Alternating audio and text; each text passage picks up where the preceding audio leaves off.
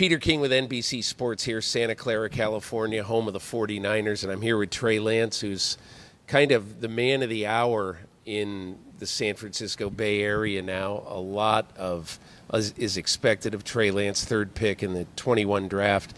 And Trey, I wonder, how do you take and how do you deal with sort of the pressure that comes with what is a very high-profile job, even though you don't have the long resume that a lot of your peers have? I think for me, I put that pressure on myself. I don't worry about, respectfully what you guys say. Anyone in the media or anyone outside our building, I know I've said it, a million times, but I really mean it when I say the only opinions that matter are the guys in the locker room and, my coaching staff. Anyone outside of that, has no impact on me at all. So, I put that pressure on myself to not let the guys, on my team down.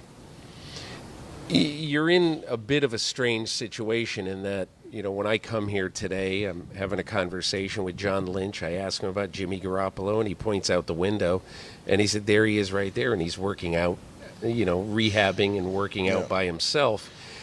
And then you guys go out to practice, and Jimmy is not there. So he's still on the roster, but he's just kind of doing his own thing. Has it felt weird to you that the guy who led this team deep into the playoffs last year is sort of the forgotten guy here? No, not for me, honestly. Like I've said it again, Jimmy's been a big brother to me. He was great to me. He could have done a lot of things to make my life harder, a lot harder than it could have been last year. But he taught me everything. Any question I asked him, he had an answer to. Never held anything back from me. Like I said, just a true big brother to me. So for me, I'm excited to see him healthy again, and excited to see what he does in the future. So when you talk about Jimmy Garoppolo and he talks about you, it's always very good. He's helped you a lot. I wondered, when you look at him, what would you say are one or two of the things that you've taken away from him that he's helped you understand about being an NFL quarterback? And I think, right, what you said right there, just everything about being an NFL quarterback, how he handles himself on the field and off the field, a true leader, a true pro, in the locker room, him watching tape, everything. From those standpoints, at events, handling people in the media, everything from those standpoints. For me, it's a lot like when I was in college, as a redshirt year last year. I got to take everything in, soak everything up, and he was, obviously a great person to learn from. Right now, is it something that sort of gets you excited that you were expected basically to take this team, take some lumps along the way, and it's your team right now? How does that make you feel? Super excited. Obviously, we got, very special roster, awesome group of guys on the offense, some new guys that came in that are going to be huge for us, making plays, and, the talent we have on this roster, specifically on offense. I'm excited to, get those guys the ball and see what they do with it. You formed a bit of a tighter bond this offseason with Brandon Aiyuk, I understand. Tell me about your relationship with him, what you think that's going to mean for your on-field work together. Yeah, we got to spend a lot of time together, got to live together for a few months in the off season. For us, just getting to know each other better, not only on the field, but, Brandon had an incredible off season. The way he came to work every single day, not only on the field again, but taking care of his body, the mental reps, everything from those standpoints. He wanted to separate himself, and I think he's going to do that this year. Something that not a lot of people know is last year in the final preseason game, you broke the tip of your throwing index finger, correct? Yep. Yeah. And so even though it healed and you're able to come back, you really couldn't use that index finger the way you would normally want to use it.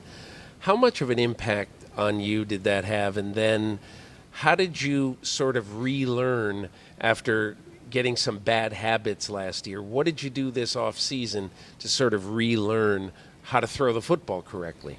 Yeah, after not being able to kind of finish off that finger just because it couldn't straighten, physically after, bone heals, you get the scar tissue and everything in there. So for me, I think kind of my brain kind of took over a little bit. It wasn't something I was going to use as an excuse, but obviously, the way that the ball came out, I think was affected by my finger a little bit.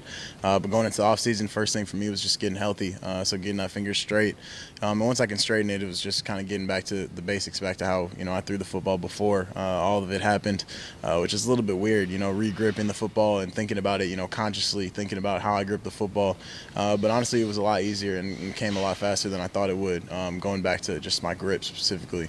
But as that went on, I felt great throughout the offseason, and I think got a lot of good work done. You went to work with Tom House and his people in Southern California to talk about mechanics and to work on mechanics. What'd you take away from that? A ton. I had worked with them also, a little bit pre-draft, and then also, last offseason as well. Adam Dado, John Beck, Taylor Kelly, they do a great job down there. And for me, it was awesome to just be able to be around a lot of NFL quarterbacks, get to be around, Matt Ryan, Jared Goff. Those guys are in and out of there, Carson Wentz as well. But for me, just seeing how those guys work and from a mechanics standpoint, obviously those guys that I work with are some of the best. Two other things about where you are right now. When I watched practice, I see somebody who is, there's not a lot of wasted motion, a lot of wasted movement. It seems like you have sort of really worked on how fast you're able to get in position to throw the ball. There's just not a lot of wasted motion. Tell me mechanically how you are right now versus a year ago. I think I'm in a really good spot. I think I'm honestly pretty similar to where I was a year ago as far as just throwing the ball and getting my body in position. I feel like mentally everything's a lot more clear for me. I'm in a much better spot mentally. So I think that probably smooths a lot of things out as far as my footwork.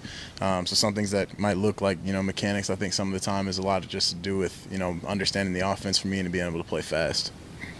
What is the biggest key to you having success? Like when I watch you play, I think one of the biggest keys is really honing in on not only your mechanics, but where your body is in relation to when you start throwing the ball, your accuracy, because a lot of that, it isn't just having arm strength, it's getting in position to throw the ball, perfectly, like a Ryan or a Tom Brady. But tell me about your view of your accuracy right now and whether you think it's going to be good enough.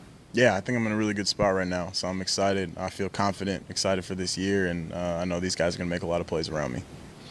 Last thing. So as somebody who grew up in a fairly small area of the Midwest, you went to North Dakota State. What has it been like for you to adjust to a big city, gigantic expectations, huge stadiums, all that? Is it different? Do you try to tune all of that out, or what sort of factor has that been, all of that stuff been in adjusting to life in the NFL? Yeah, I think, just moving to California hasn't been as big of an adjustment as I thought maybe, probably because the weather's so nice every single day. You don't have to worry about the snow, don't have to worry about the rain very often. And as far as football, between the white lines, football's football.